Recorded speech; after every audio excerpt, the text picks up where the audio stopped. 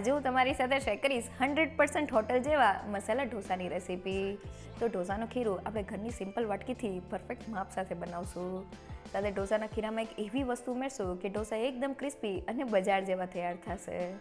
અને ઢોસા સાથે ખવાતી મૈસૂર ચટણી અને બટેટાના મસાલાને બનાવવામાં કોઈ મહેનત નથી. બજારમાં જ્યારે આપણે મસાલા ઢોસા ખાવા જઈએ છીએ ત્યારે ઢોસાની કિંમત 150થી 200 રૂપિયા હોય છે, જ્યારે ઘરે આ મસાલા ઢોસા ફક્ત 15 રૂપિયામાં બની જાય છે. તો મારી ગેરંટી સાથે એકવાર જો તમે આ રીતે મસાલા ઢોસા ઘરે બનાવ્યા તો બજારના ભૂલી જશો.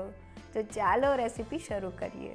ક્રિસ્પી મસાલા ઢોસા માટે સૌથી પહેલાં ખીરું બનાવવા મેં ઝીણા ચોખા લીધેલા છે. તો માપ માટે ઘરમાં રહેલી કોઈ પણ એક વાટકી સેટ કરી લ્યો. તે વાટકી પ્રમાણે મેં 3 વાટકી જેટલા ઝીણા ચોખા લીધેલા છે. સાથે તે જ વાટકીના માપથી મેં 1 વાટકી જેટલી અડદની દાળ લીધેલી છે. સાથે મેં અહીંયા 1/4 કપ અને ફક્ત 4 મોટી ચમચી જેટલી ચણાની દાળ લીધેલી છે.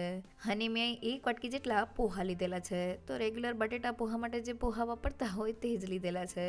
સાથે 1 ચમચી જેટલા મેથીના દાણા એડ કરી દઈએ. પાણી એડ કરીને દાળ ચોખાને સારી રીતે ધોઈ લઈએ. તો ધોવાયેલા દાળ ચોખાનું બધું જ પાણી કાઢી લઈએ અને તેમાં પાણી એડ કરીને તેને 4 થી 5 કલાક માટે પલાળી દઈએ. તો લગભગ 5 કલાક જેવું થઈ ગયું છે અને દાળ ચોખાને જોઈએ તો તે એકદમ સારી રીતે પલળીને ફૂલી ગયા છે. હાથેથી દાણો દબાવીએ તો તે સારી રીતે તૂટી જાય છે. તો હવે પલાળેલા દાળ ચોખાનું પાણી છારાની મદદથી કાઢી લઈએ અને તેને પીસવા માટે મિક્સર જારમાં એડ કરી દઈએ. અને હવે ઢોસા માટે આપણે દાળ ચોખાને ગ્રાઇન્ડ કરીને તેનું સ્મૂથ બેટર તૈયાર કરવાનું છે. તો વાટકીના માપથી 2 વાટકી જેટલું પાણી મિક્સર જારમાં એડ કરી દઈએ અને હવે તેને ગ્રાઇન્ડ કરી લઈએ. ઢાંકણ ખોલીને જોઈએ તો આ રીતનું સ્મૂથ અને તે રિબનની જેમ પડે તેવું મીડિયમ થીક બેટર તૈયાર થઈ ગયું છે. તો હવે તેને મિક્સિંગ બાઉલમાં કાઢી લઈએ. અને હવે ઢોસાને 100% બજાર જેવા તૈયાર કરવા માટે મેં 1 વાટકી જેટલો ચોખાનો લોટ લીધેલો છે, જેનો ઉપયોગ આપણે જનરલી ગુજરાતી ખીચું બનાવવા માટે કરતા હોય છે. તેને બેટરમાં એડ કરી દઈએ અને સારી રીતે મિક્સ કરીને બેટરને 2 મિનિટ માટે ફેટી લઈએ.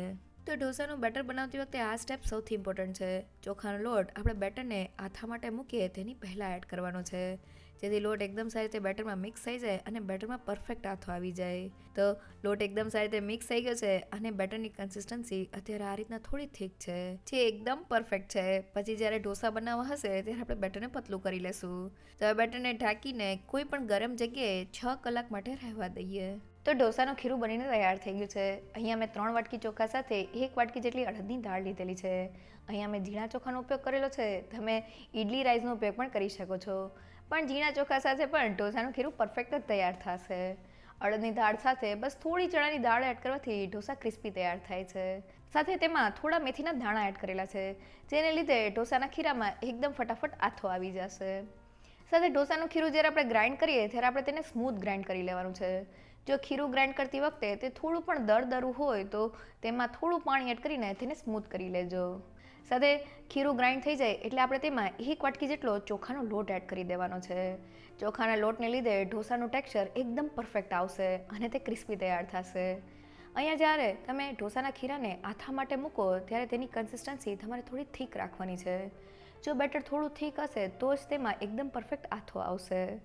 તો આપણું બેટર રેસ્ટ કરે છે ત્યાં સુધી આપણે ઢોસા સાથે ખવાતી મૈસૂર ચટણી અને મસાલાને બનાવી લઈએ. અને હવે મસાલા ઢોસા ઉપર લગાવવાતી મૈસૂર ચટણી માટે પેનમાં 2 મોટી ચમચી જેટલું તેલ એડ કરી દઈએ. હવે મેં 20 થી 22 નંગ જેટલી લસણની કળી લીધેલી છે.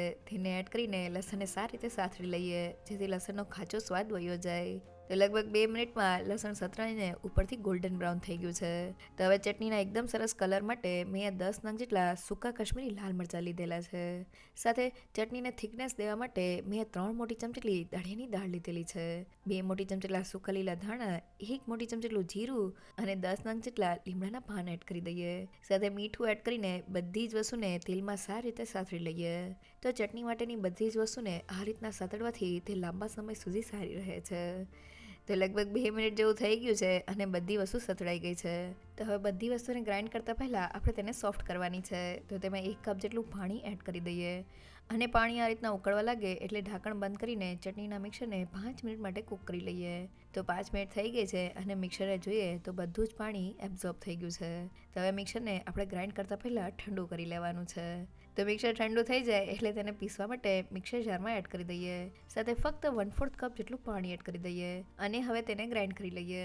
તો બધી વસ્તુ ગ્રાઇન્ડ થઈને આપણી સ્પેશિયલ હોટલ સ્ટાઇલ મૈસૂર ચટણી તૈયાર થઈ ગઈ છે. તો આ ચટણીને આપણે ઢોસા ઉપર લગાવવાની છે, એટલે આપણે તેને વધુ પડતી પતલી નથી કરવાની. અને હવે હોટેલ સ્ટાઇલ ઢોસાનો મસાલો બનાવવા પેનમાં 2 મોટી ચમચી તેલ એડ કરી દઈએ.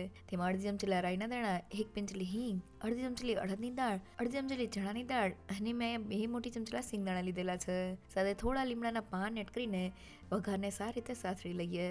તે લગભગ 2 મિનિટ જેવું થઈ ગયું છે અને દાળ એકદમ સારી રીતે સતરાઈને ગોલ્ડન બ્રાઉન થઈ ગઈ છે. તો હવે મેં અહીંયા 3 નંગ જેટલા લીલા મરચાંના ટુકડા કરી લીધેલા છે. સાથે 1 મોટી ચમચી આદુના ટુકડા અને 1 મોટી ચમચી લસણની કળીના ટુકડા કરી લીધેલા છે.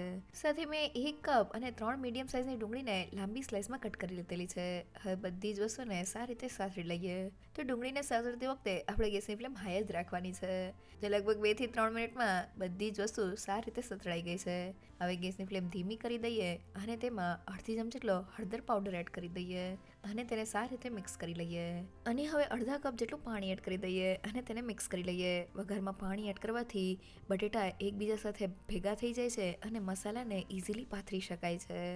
તો પાણી આ રીતના ઉકળવા લાગે એટલે મેં અહીંયા 3 મીડિયમ સાઇઝના બાફેલા બટેટાને ઝીણા ટુકડામાં કટ કરી લીધેલા છે.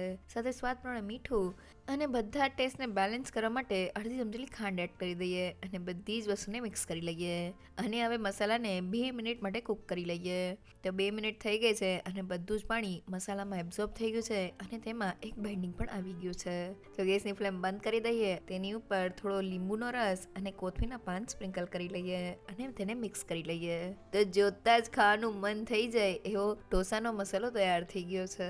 તો 6 કલાક થઈ ગઈ છે અને બેટરને જોઈએ તો બેટર એકદમ સારી રીતે ફૂલી ગયું છે અને ચમચાથી બેટરને હલાવીએ તો બેટરમાં એકદમ સરસ આથો આવી ગયો છે. અત્યારે બેટરની કન્સિસ્ટન્સી થોડી જાડી છે. હવે તેમાં સ્વાદ પ્રમાણે મીઠું અને ઢોસાનો એકદમ સરસ બ્રાઉન કલર આવે તેના માટે 1 મોટી ચમચી ખાંડ એડ કરી દઈએ અને તેને મિક્સ કરી લઈએ. હવે આપણે ઢોસા બનાવતા પહેલા બેટરને થોડું પતલું કરવાનું છે. તો મેં અહીંયા 6 થી 7 નંગ જેટલા બરફના ટુકડા લીધેલા છે. તેને બેટરમાં એડ કરી દઈએ અને મિક્સ કરી લઈએ. તો પાણીની જગ્યાએ બરફના ટુકડા એડ કરવાથી આપણું બેટર ઠંડુ થાય છે અને તે જ્યારે ગરમ તવા ઉપર પથરાય છે ત્યારે ઢોસામાં એકદમ સરસ જાળી તૈયાર થાય છે. તો બરફ ઓગળીને બેટરમાં મિક્સ થઈ ગયો છે અને બેટરની કન્સિસ્ટન્સી બતાવું તો તે ચમચામાંથી આ રીતના રિબનની જેમ પડે તેવી મીડિયમ છે, જે ઢોસા બનાવવા માટે એકદમ પરફેક્ટ છે. અહીંયા આપણે બેટરને વધુ પડતું પતલું નથી કરવાનું. તો હવે ફટાફટ ઢોસા બનાવવા માટે મેં તવાને ગરમ કરી લીધેલો છે.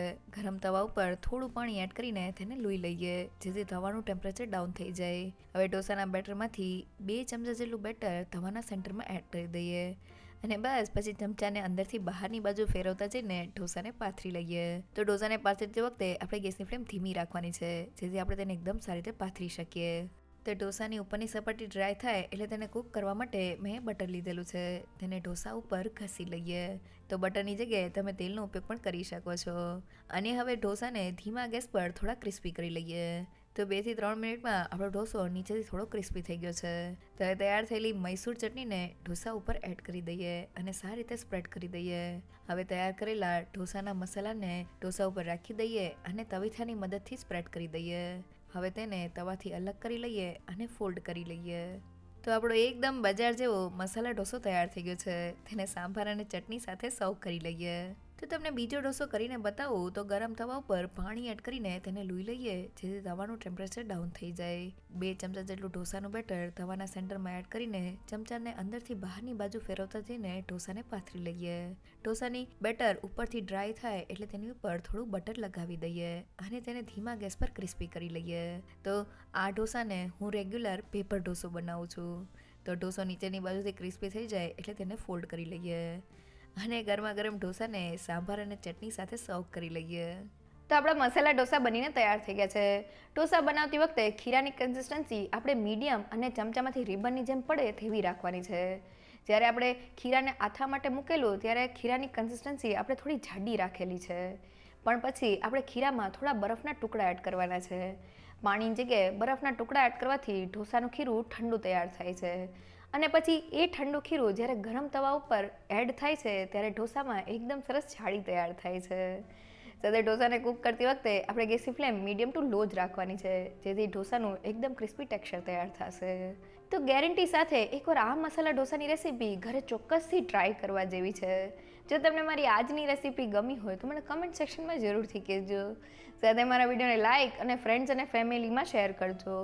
અને મારી ચેનલને સબસ્ક્રાઈબ કરવાનું ના ભૂલશો. તો ફરી મળીએ એક નવી રેસીપી સાથે.